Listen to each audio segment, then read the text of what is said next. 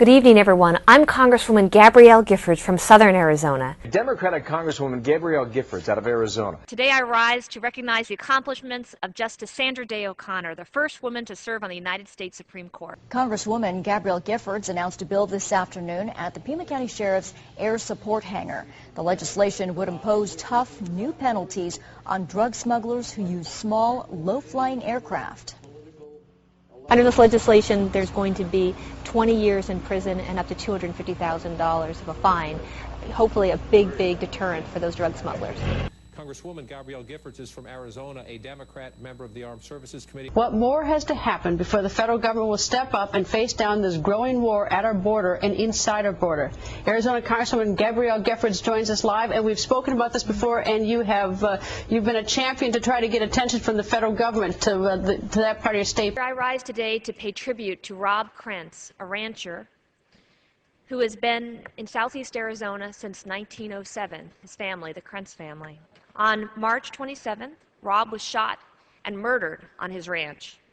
This senseless act is a stark reminder why the federal government must do more to protect citizens who live and work along the southern Arizona border. It does absolutely nothing to secure the U.S.-Mexico border, and that precisely is the problem. Congresswoman Gabrielle Giffords this morning spoke with members of the Hispanic Chamber of Commerce about the law during a speech about border security. She's just as frustrated about the law as she is about the federal government's criticism of Arizona because of it. But if the federal government had been doing its job, we wouldn't be here in the first place. No lawsuit, no SB 1070. SB 1070 has resulted in a variety of problems. And unfortunately, one of those which most directly affects us is this call for the boycott. The boycotts are punishing people and businesses that had absolutely nothing to do with the passage of SB 1070. I think a lot of this right now is just jump on Arizona. Let's beat up Arizona. And as a native Tucsonan, I resent this, and I hold those groups personally responsible for damaging the economy of Arizona even more than it currently has been damaged. I represent Arizona's 8th District. It's the most porous part of the U.S.-Mexico border. I also had the unfortunate situation of Rob Krentz, my constituent, who was tragically murdered on his ranch 2.5 months ago. So all of my focus is on the border. It's on the 240,000+ illegal immigrants who were apprehended in the Tucson sector last year. The over 1 million pounds of marijuana that was seized in the Tucson sector. So, for me, it's more boots on the ground. It's not more attorneys at the courthouse. That's what's going to solve the problem. All right.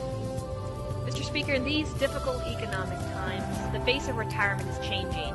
Today, seniors are staying on the job longer, not just because they want to, but frankly because they have to.